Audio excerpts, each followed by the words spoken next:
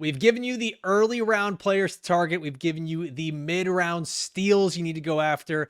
And now we are taking a look at the late round sleepers that you absolutely need on your fantasy football teams. These are players being drafted in round 9 or later in your fantasy football drafts. And these are the players, Dave Kluge, that I believe, and I think you agree, will make your fantasy team turn into a championship team. You go from 3rd or 4th place or just simply making the playoffs to being the team that stands out from the field.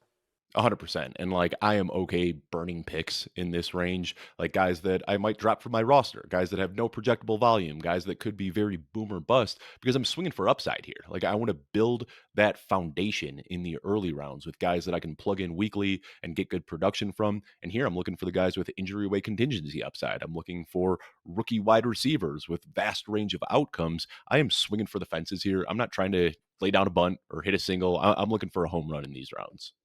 I was talking Look at with Heath that. Cummings. Football and baseball. Oh, We're very God. multi-sport analysts. No, we're not. No, we're not. Just want to throw that out there. Don't take any baseball advice from us, ever. I cut my teeth in the industry doing baseball and basketball well before I was ever covering football. And my goodness, hopefully I never have to go back to those days. I can't do that, man. That's every day. That's horrible. That sounds It was. awful. Oh, my summer was gone. I was in charge of covering the Angels, and my goodness, having to write game recaps for every player on the Angels every day for an entire summer. I'll never get that summer back. No, not for me. Not for me. No, thank you, baseball. Sorry. Well, guys, we're going to look at players that are being drafted in round 9 or later here. And we've got a bunch of guys that I think just for the most part, it's all about the upside here. I was talking with Heath Cummings the other day of CBS Fantasy Football Today, and I think he said it best. It's like, once you get past, I think he said round 6 even, all he wants is upside for his team. You've got sort of your cornerstone players. This is where we're going for upside.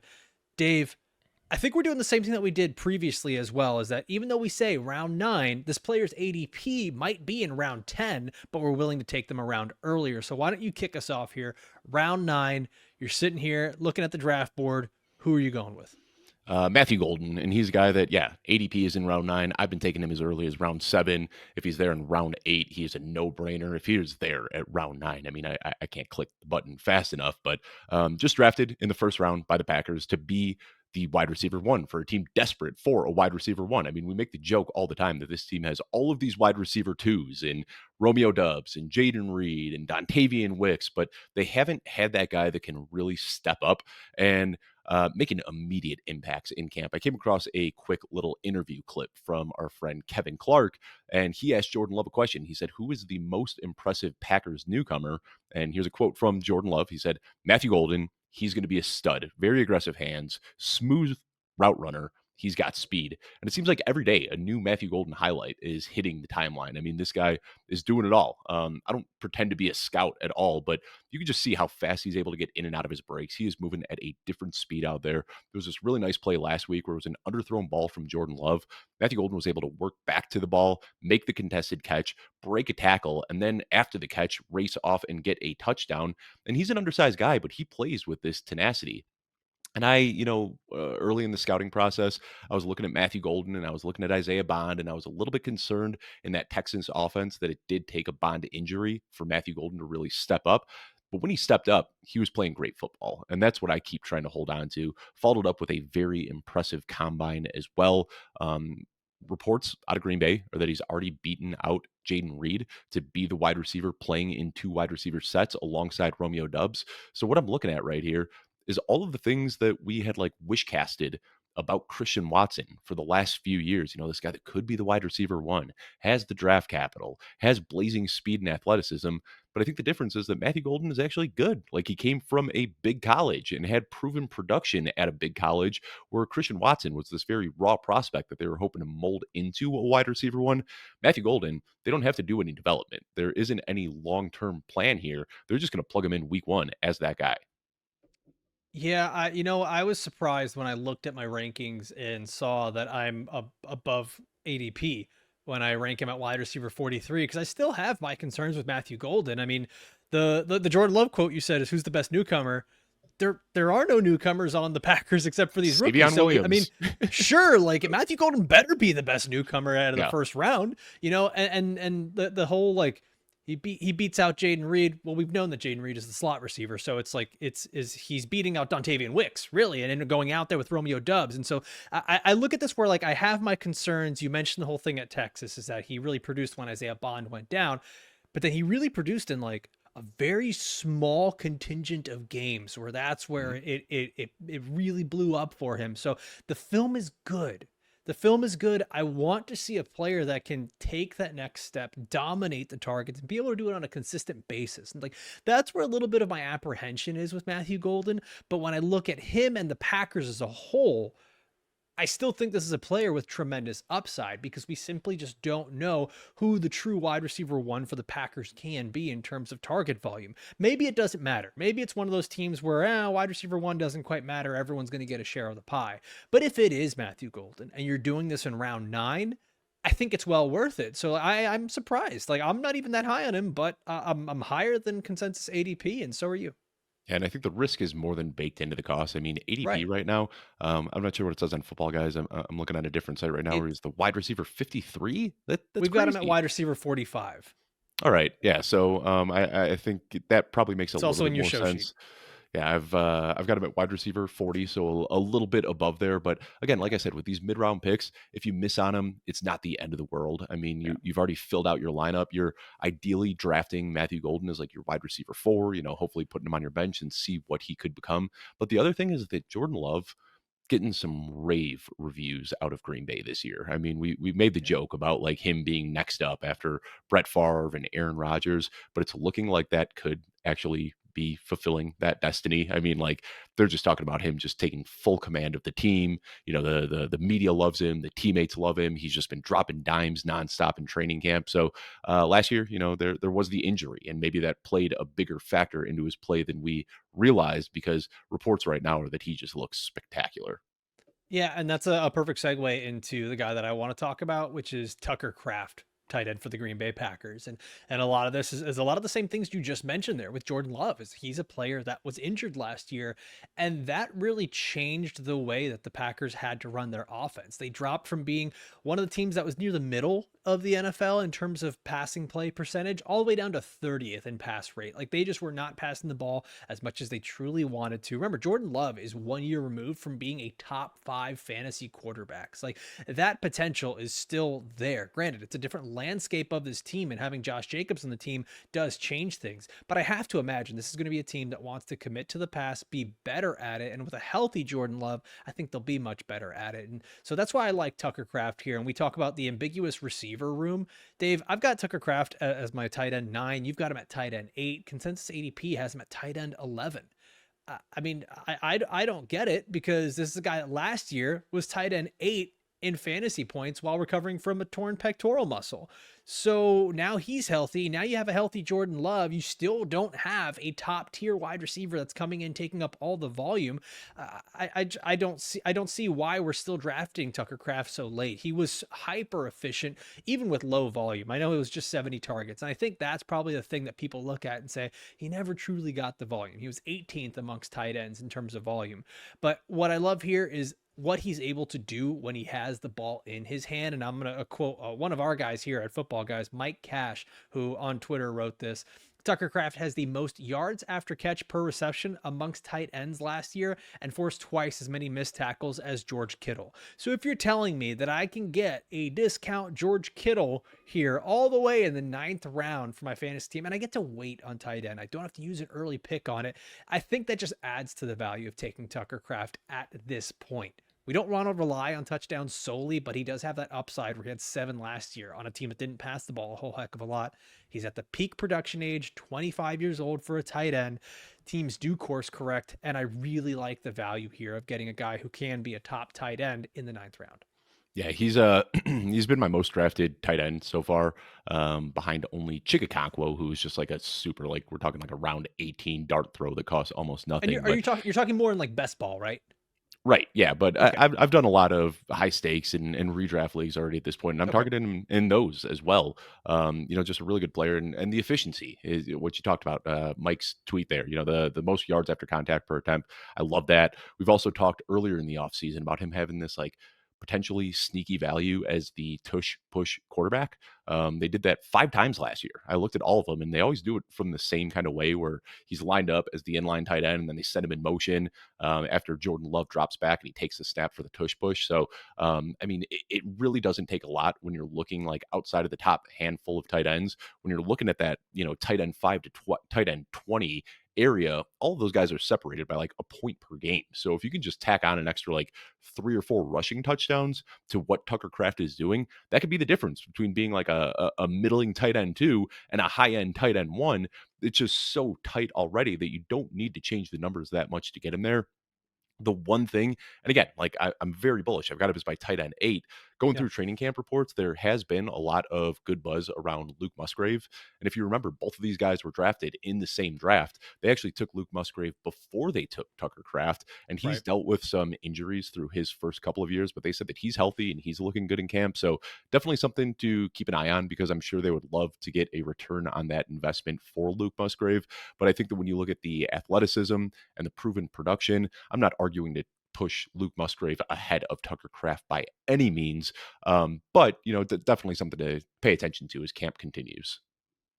Another thing to pay attention to is this show right here on YouTube. So if you're watching, take a moment, comment down below with your thoughts. What do you think of these round 9 players that we've picked so far?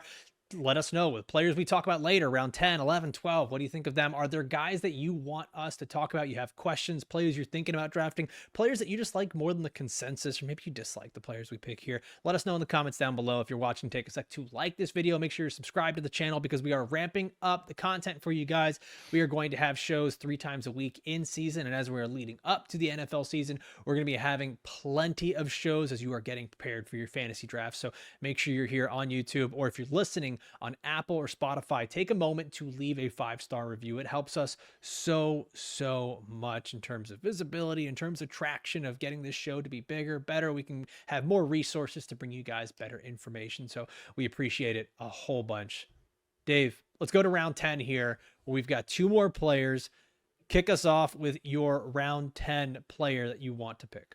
And this is another tight end. And you just talked about Tucker Kraft. I'm going to talk about Colston Loveland. But really, this is the area of the draft where I like targeting some of these tight ends. We've talked about it. George Kittle, a great early round value, and I'm happy to take him. Trey McBride, if he's there in round 3, is a really easy player to draft. And then I'll sprinkle in some Travis Kelce and Mark Andrews occasionally. But it's this like Colston Loveland, Tyler Warren, Tucker Kraft, David Njoku, Evan Ingram.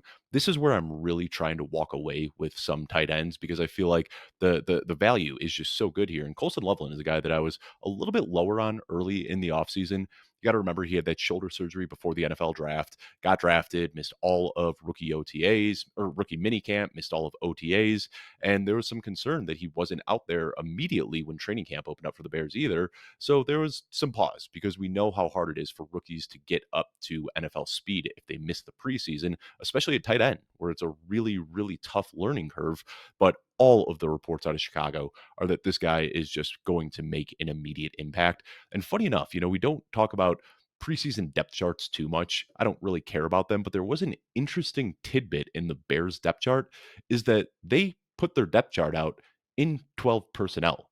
They had 2 tight ends listed and 2 wide receivers. Typically, what you see on these depth charts is 3 wide receivers and a tight end. They listed both Cole Kmet and Colston Loveland as starters in that offense. And you look at the draft capital, over the last 25 years, there have been a handful of tight ends drafted inside the top 15, where both Colston Loveland and Tyler Warren were this year. Jeremy Shockey, Kellen Winslow, Vernon Davis, Eric Ebron, TJ Hawkinson, Kyle Pitts, Brock Bowers, Colston Loveland, Tyler Warren. Every single one of those guys has had a top 6 fantasy season at some point in their career, and a lot of them got off to very quick starts. There was one quote. I was listening to Hogan Johns, which is a pretty popular podcast, and Adam Hogue had this. He was talking about Colston Loveland. First of all, everybody has noted that he has showed up to camp much bigger than he was at the draft. While he was recovering from the shoulder surgery, he wasn't able to lift. So everyone says that muscle is back. He's looking about 15 pounds heavier. But Hogue said that he hasn't seen a player look this dominant on a practice field for Chicago since Brandon Marshall showed up to the team. I mean, that is a ridiculous comp for a rookie tight end. We've also heard Ben Johnson talking about his abilities as a blocker and the importance of a blocking tight end, that they can go up to the line of scrimmage with multiple play calls. And based on how the defense is playing Colston Loveland, they can warp the play call to get that mismatch for him. So we saw what Sam Laporta did, making an immediate impact as a second round rookie to be the tight end 1 overall in his rookie season with Ben Johnson. And it sounds like they are just trying to recreate the same sort of roster that they had in Detroit. And Colston Loveland is going to be getting all of that Sam Laporta usage. And it sounds like he is just immediately getting up to speed in training camp. Well, I think the other thing to take note of, everybody, is I know that Cole Kmet left the practice field with some sort of an issue yesterday. He left with a trainer. It's been reported that it's nothing major and that he should be fine, but that is going to be something to track as we get closer and closer to fantasy drafts. Because if for any reason Cole Kmet is not able to be on the field, Colston Loveland jumps into a really big role here for the Bears.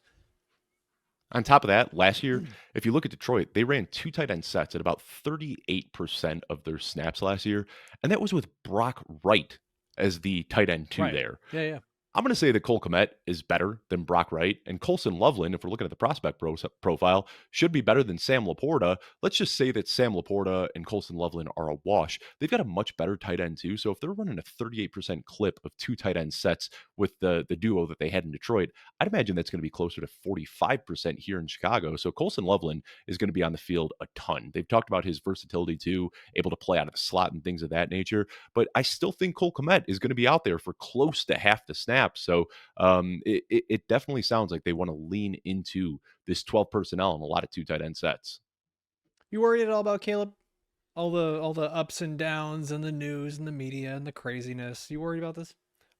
Yes and no. And I don't want to turn this into like a full Bears podcast by It's any means. too late, Dave. We've done like Yeah, six yeah, straight minutes of yeah, Bears and Bears yeah. podcasts adjacent So stuff. So the thing is, I mean, it's a culture shift happening right now. Ben Johnson is coaching these players hard, and if you look over the last handful of coaches, Matt Eberflus, Matt Nagy, they were players coaches. They tried to get everybody on their side. They were running soft practices, and you was know, he? I thought Matt Nagy was not a player's coach, nor well, Eberflus. I thought they he just like they never really tried to be. connected. Okay. And that's it. They tried to be players coaches, but they weren't. So they were just kind of these soft coaches that nobody respected, and that's why they inevitably ended up losing the locker room. Caleb Williams reportedly said he likes being coached hard and said that his best college years came when his coach was riding him hard. And that's what Ben Johnson has been doing, like chewing him out. And they talk about this like very transparent, accountable type of coaching where, if Ben Johnson makes a mistake, he'll call himself out for it.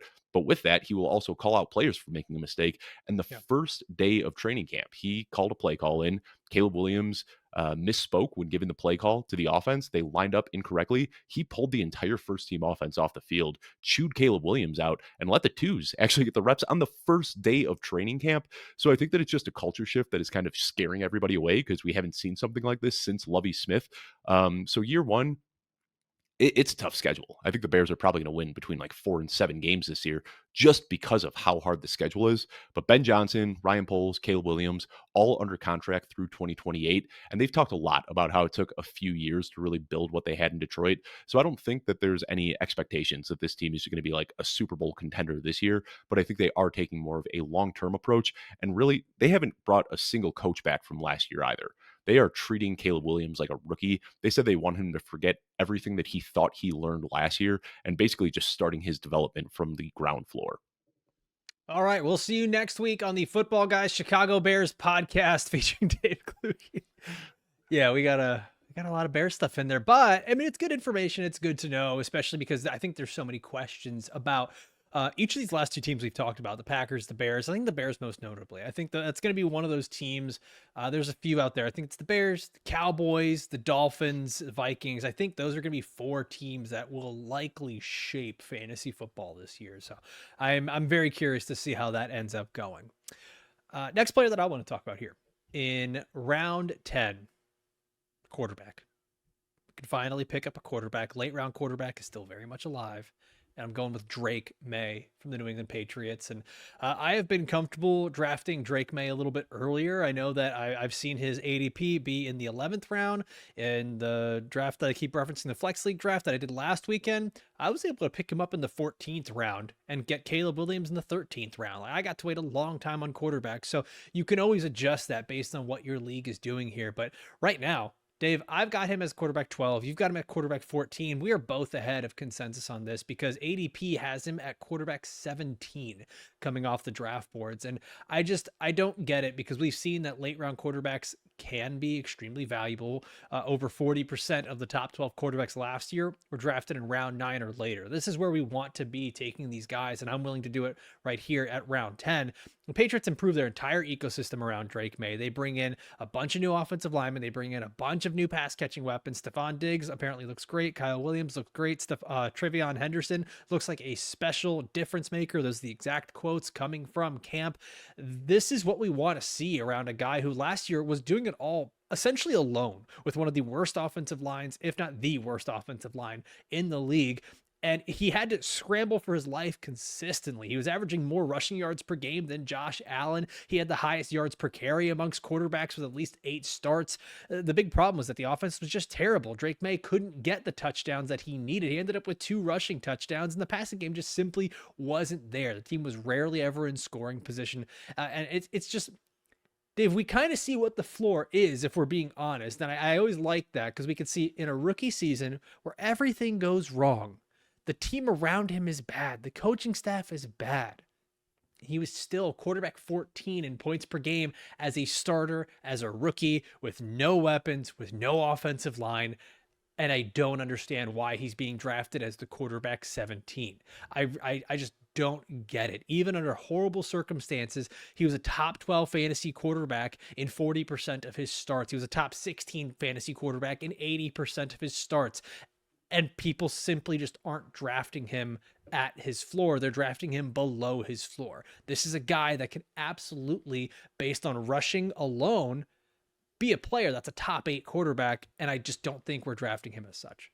Yeah, and you know, I could have done this entire show today on these 9, 10, 11, 12th round picks on just quarterbacks and tight ends because that is Yeah. how I have liked building my teams this year is just hammering running backs and wide receivers in those early to mid rounds. And then here you get these pockets. I just talked about all of the tight ends that I like here, but on top of who you just talked about in Drake Maye, like you said, Drake Maye, Caleb Williams, Bo Nix, Justin Herbert, Trevor Lawrence, Jordan Love, JJ McCarthy, CJ Stroud. These are all quarterbacks that I would be more than happy to have as my number 1 quarterback.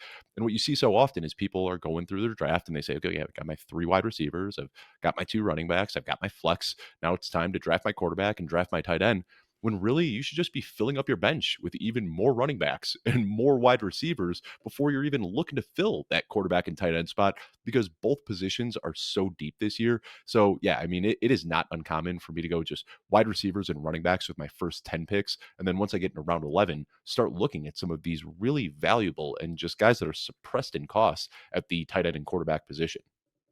Yeah, I mean, we've said it multiple times, and we'll just keep hammering this point home. It's just these later rounds are all about upside, and especially we call it the onesie position or premium position, like quarterback and tight end, where you, if you can and you can get a good value on a premium player at that position, like a Josh Allen, like a Lamar Jackson, like a Trey McBride, you can do that. But ideally, when you want to hit all the right value at all the right positions on your team, you can wait a little while. And that's why I think you and I, we're going to have quarterbacks, we're going to have tight ends, we're going to have these contingent upside running backs here. You're probably not going to see many receivers left on this list here. Dave, before we move on, Yeah. we got a lot of cool stuff that goes on in football, guys. We got a magazine that is dropping very, very soon. Shipped already. Shipped yesterday. So So anybody it's who ordered dropping those on your door. yeah, I'm expecting it hopefully by tomorrow. But yeah, shipped out yesterday. So exciting stuff. Anybody who made their orders, keep an eye on the mailbox. Should be showing up soon. I mean, that's cool. There's something, I don't want to say vintage, but something very authentic and tangible about being able to hold that magazine in your hands, take a look at everything. And then you still, when you need updates and stuff, you can still come right back here to the YouTube channels or footballguys.com and see all of the updated information that we have here.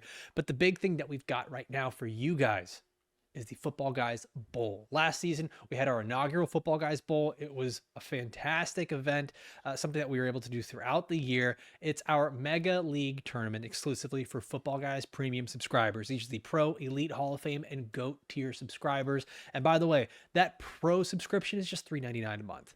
Just, seriously, it's $3.99. Like, that's it. You're going to get all the information that you can need, all of the tools, all of the draft tools, the start sit tools, the trade calculators, everything that you might need here from Football Guys. You get that for less than $4.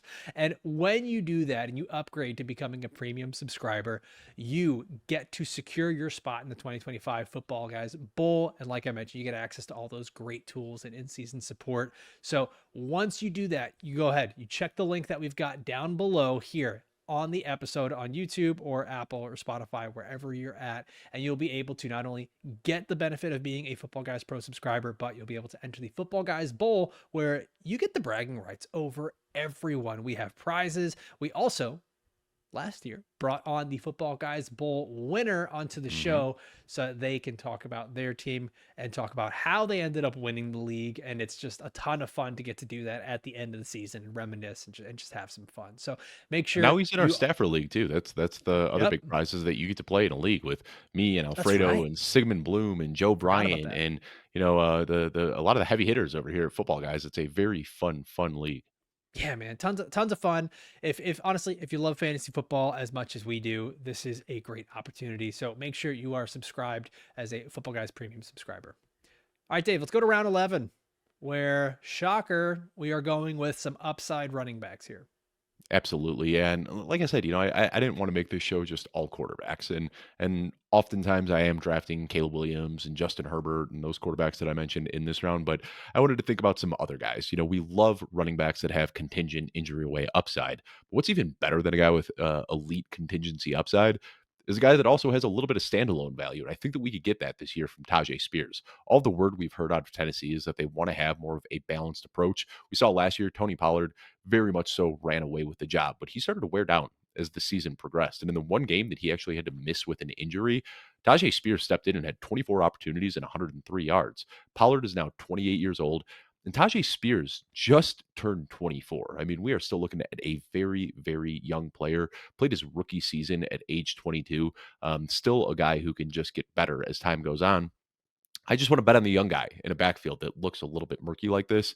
And looking back at his draft profile, he was drafted behind Bijan Robinson, Jameer Gibbs, Zach Charbonnet, and Kendre Miller as the RB5 off the board.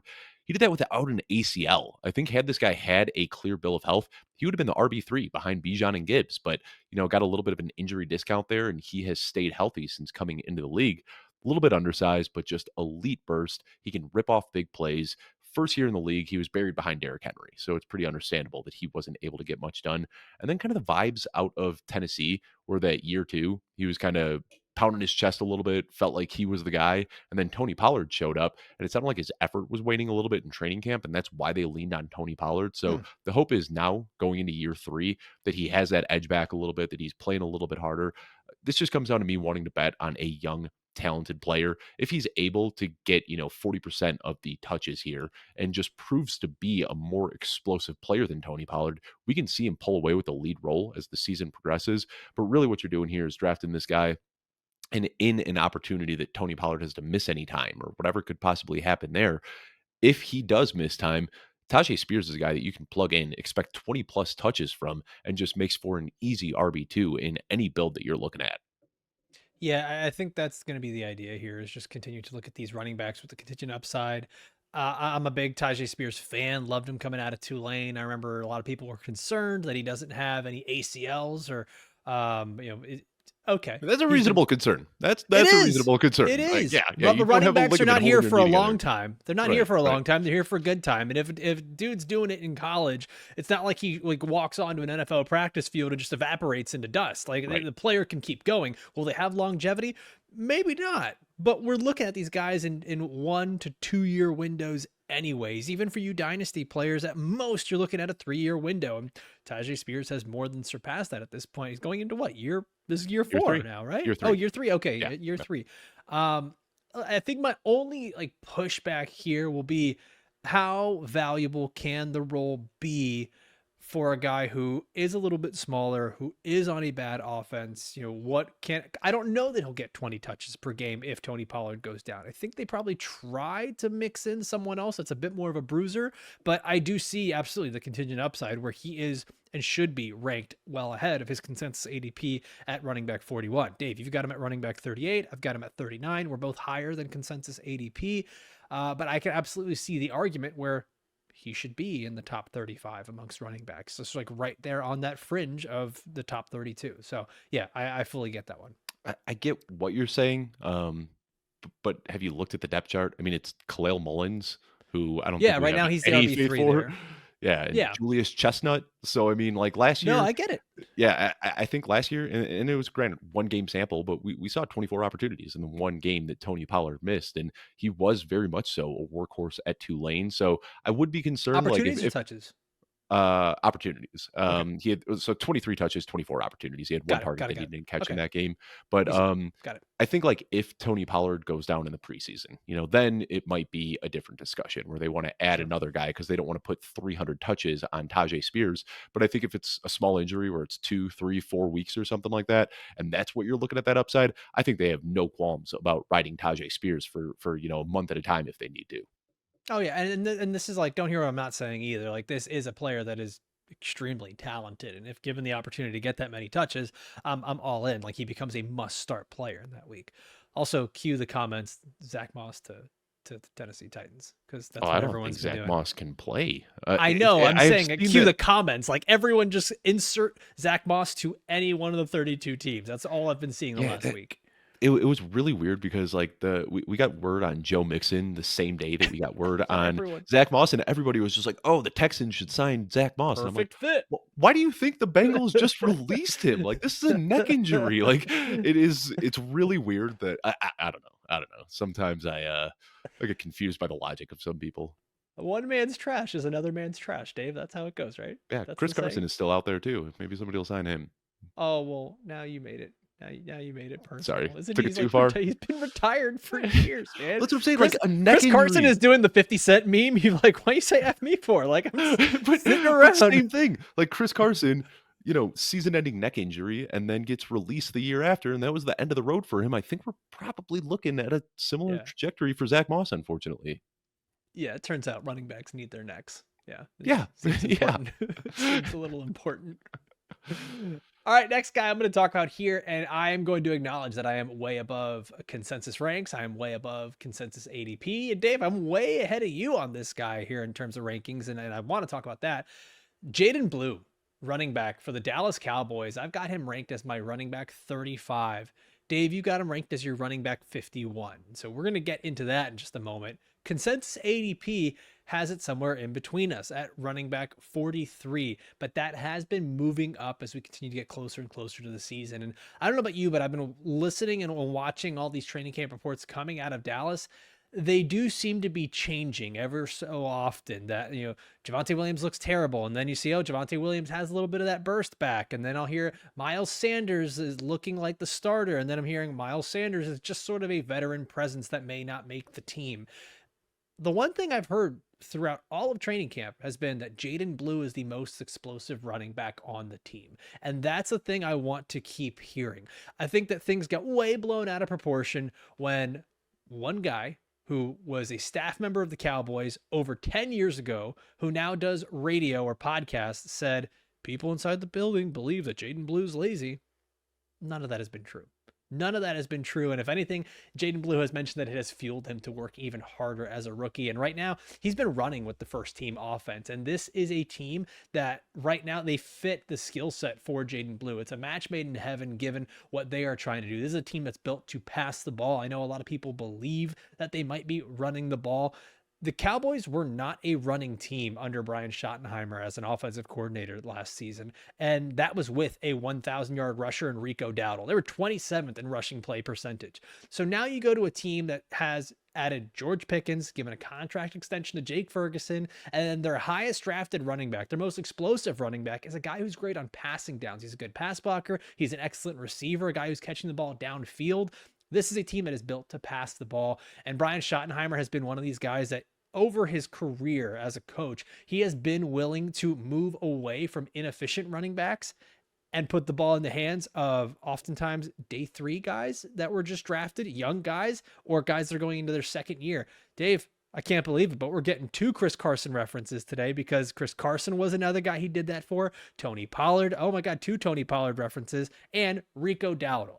All these guys became starting running backs for Brian Schottenheimer, and that's exactly the same mold that Jaydon Blue fits. He's a big play merchant, has the 4.28 40 at his pro day. He's the fastest in the class. He's got the speed and balance. 73% of his rushing yards came after contact in college at Texas. That was also first in the class. He's in that same mold as a Devon Achane. He was a guy who led his draft class in yards after contact per carry as well. 25% target share is excellent for a running back. He lined up in the slot on 16% of his routes. This was not just simple checkdowns and flare passes out of the backfield. This was a guy who was lining up as a wide receiver quite often and being used in an offense that needed to move the ball downfield. And that's exactly how I see the Cowboys using him.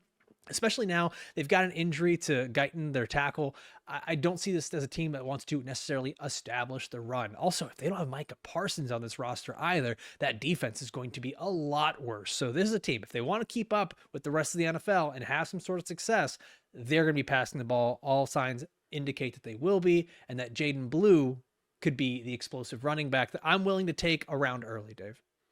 Yeah, and I'm a little bit lower on him. I haven't drafted a ton of Jaden Blue, and it has nothing to do with that report about him being lazy. I think that was just like stupid Yeah, journalism. that, it's just so I don't like that. it's I mean, not it even got a journalism. It's just that yeah, guy being got a dumb. lot of clicks. Got a lot of Yeah. clicks. That's what it was. But I just think that we've been getting a good buzz from Miles Sanders, which I know sounds gross, but like I have been drafting Miles Sanders ahead of Jaden Blue.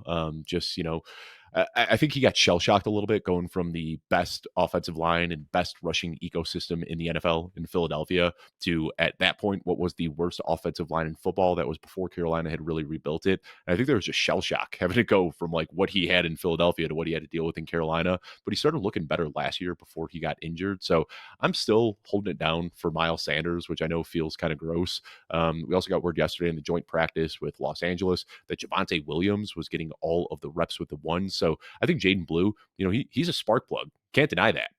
But I think that he's a guy who's going to come in, mix in 4 or 5 carries, 2 or 3 targets per game.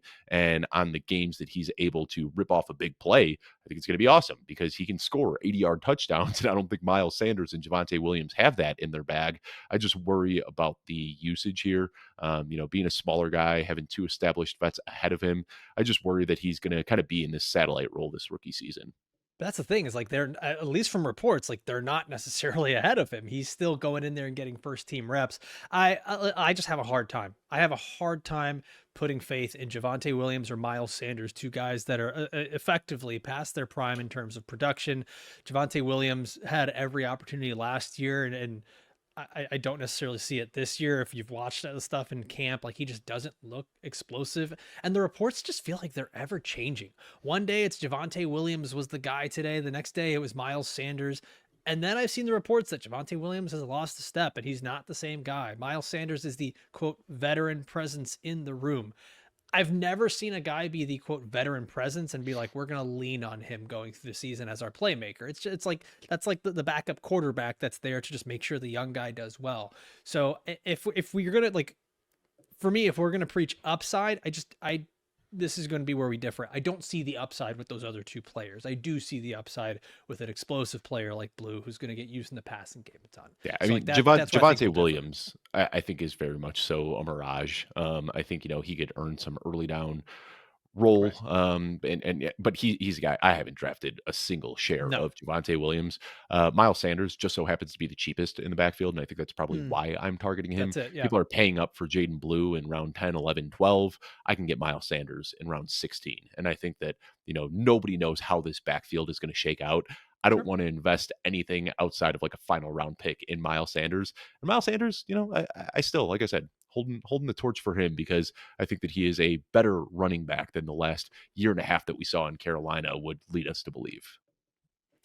All right, let's drop down to round 12 now, Dave, where shocker once again, upside running backs with Yep. major contingent upside. And honestly, I do think that each of these guys could have some standalone value as well. So I'm surprised they're not getting drafted higher. So kick us off with round 12. I actually have this guy, Tank Bigsby, ranked ahead of the guy that I just talked about as my favorite round 11 target, which was Tyjae Spears. Tank Bigsby is going way cheaper in drafts, and I think that he's just one of the most mispriced players out there. Reports out of Jacksonville are that he is the RB1. And I know Travis Etienne is there. I'm not panicking on Travis Etienne because they've talked about how they are using him so much in the passing game, that he's taking snaps out of the slot, that he's running a lot of routes out of the backfield. And I think we're going to see a lot of offensive packages where both of these guys are on the field. We got to remember last year, anytime we're talking about Jacksonville, we're going to look at what Tampa Bay did last year. And even when Bucky Irving was lighting it up, Rashad White was still plenty involved as a pass catcher, pulling almost 5 targets per game amidst the Bucky Irving breakout. So this isn't a huge indictment on Travis Etienne. I keep saying Trevor Etienne because he has been the buzzy preseason name in Carolina, but Travis Etienne, I think both of these guys, there can be enough for both of them to eat in this offense. But we saw last year that Liam Cohen was just willing to ride the hot hand, and we even got a Sean Tucker week in there, which could open up some potential for baseball Tootin possibly. But Bigsby was an efficient running back last year, top 20 in juke rate, evaded tackles, explosive rating. He's not a super elite athlete, and that could limit his upside a little bit. He doesn't have that breakaway speed that's going to help him score from 50, 60 yards out, but he can definitely get into the second level and do some damage there. Just a very good runner. He's not a liability on the field. His rookie season was weird. If you remember, like I don't know if it was his first touch, but it was one of his first touches of the game. They brought him into the goal line and he fumbled the ball at the goal line, and that was it.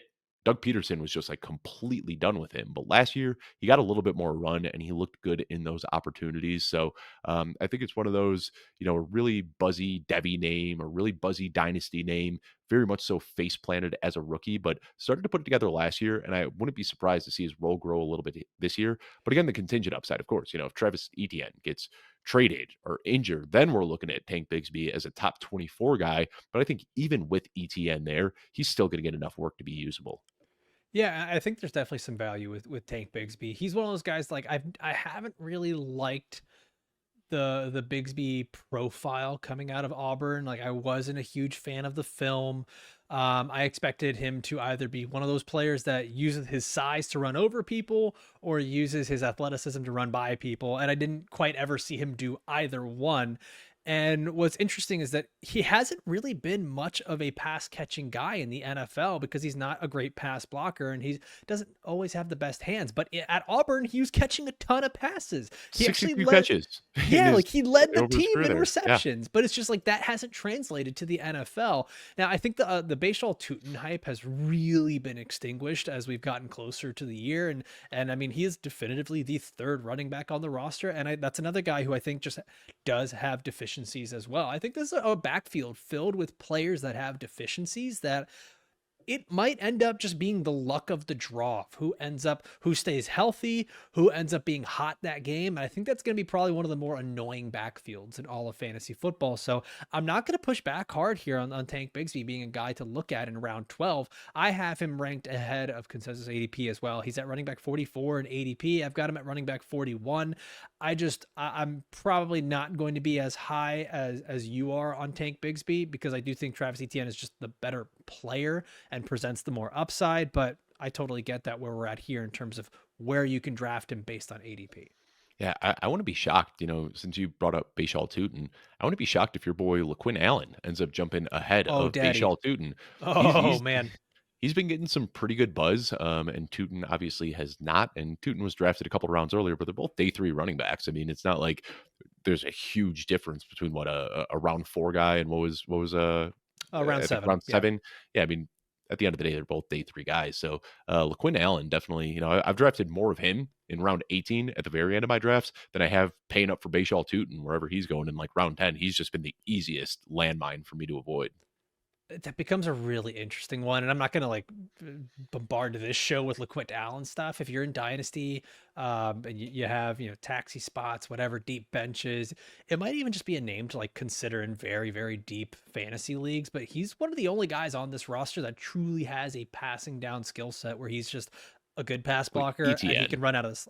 Yeah, but ETN like hasn't always really been a good pass catcher. Like he's not a natural catcher of the ball. He's done it because of Trevor Lawrence, but like when it comes to pass blocking and being able to line up in the slot, like there's just something that's a little bit different there with LaQuinn Allen. But And if let's ETN not go does down get that road. traded, wheels up for LaQuinn Allen. I mean Oh that yeah, if he's the ETN, I passing mean down guy.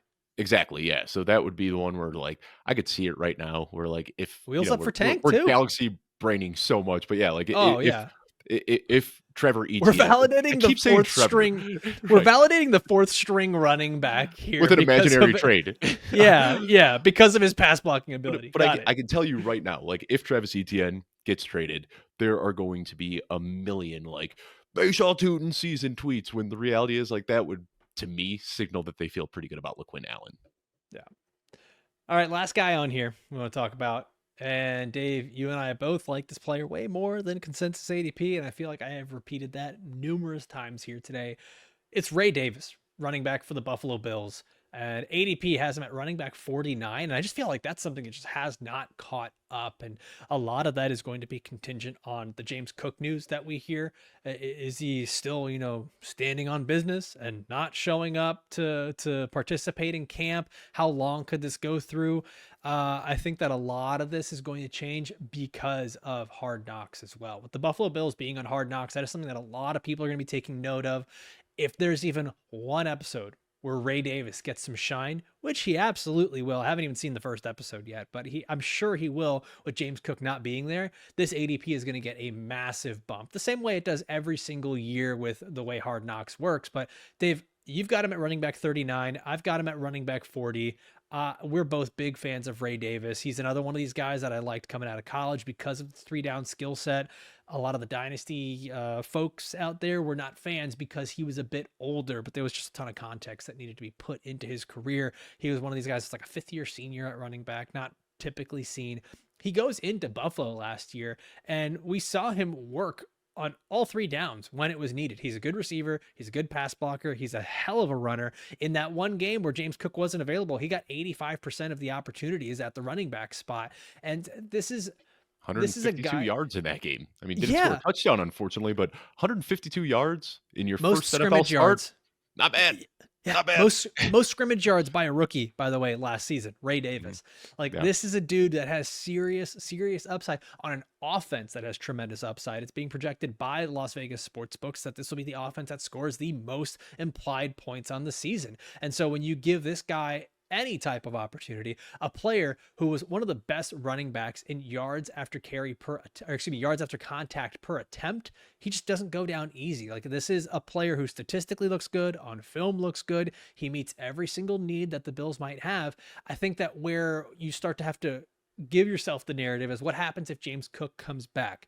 That makes Ray Davis still a single injury away from being valuable, but also can Ray Davis carve out a role? Because right now, with James Cook not in camp, that's never good for players to miss time in camp. They miss parts of the playbook. Not that there's a new playbook, but they're going to miss parts of just gelling with the offense and also just getting in physical shape too. Like we're assuming that James Cook is staying in shape while he's out. He may not be. So this is something where Ray Davis is getting those reps at camp. This could turn into Ray Davis becoming that goal line back as well, and also being a passing down back that he's already been. Specifically, looking at inside the 10-yard line, that's where James Cook got all of his opportunities. 8th most carries inside the 10-yard line. That was more than Saquon Barkley. 7th Mhm. most touchdowns from inside the 10-yard line with 11 touchdowns. I don't expect James Cook to be getting that kind of play inside the 10-yard line. It's the only time in his career that he's done that. And it's the only time in his career where he's had these kind of touchdown numbers on the ground. So I don't necessarily see that for him. I'm not saying Ray Davis is taking over for James Cook. That's not it here. But with the opportunity that could be present and even the contingent upside, if James Cook were to return, Ray Davis is an absolute steal with late in drafts. Yeah. And for those paying attention to the ranking graphics that we have at home, Tyjae Spears, Tank Bigsby, Ray Davis, back to back to back in my rankings, and right alongside Tyler Algier and Will Shipley and Braylon Allen. I mean, this is what I'm using in these rounds, is trying to get guys that are an injury away from a big role on a good offense. And Ray Davis checks all of those boxes.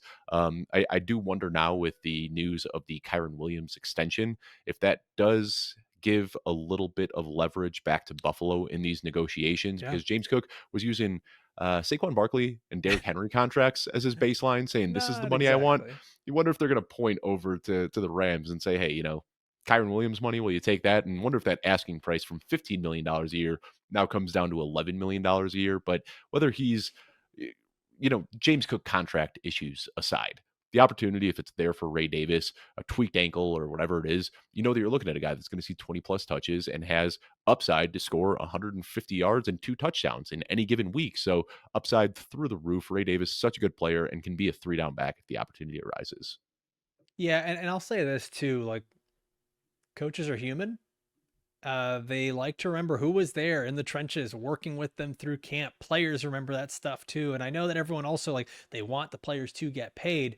Um, they also just like the guys who are there working with them. Like I'm just gonna say that. Like that's a very intangible thing to think of. But Ray Davis should be getting more opportunities as the season goes on. Well, Dave, we did it. We've gone through 12 rounds now of players to target. Honestly, what we need is we should get a nice little graphic out on socials of all of our players from round 1 through round 12 so we can get those targets There you out there go. for you guys. There we go. Editing team, you got this. Let's go. As always, man, like you guys that are watching and listening here, doing the prep as the season gets closer and closer. Thank you for being with us. This has been such a fun summer, but we are getting that much closer to NFL action. Hall of Fame game has already been on. We've got the next week of preseason football coming in, Dave. And man, I don't know about you. I'm just ready for this all to start. I'm ready to get going. Yep, can't wait to watch some Hard Knocks. That'll be very fun. I feel like that always like signals the start of football season. Like it's here. Yeah, man. Yeah, I'm really excited. As always, want to thank all of you for watching or listening all the way through. For myself, for Dave, we'll see you next time. Adios.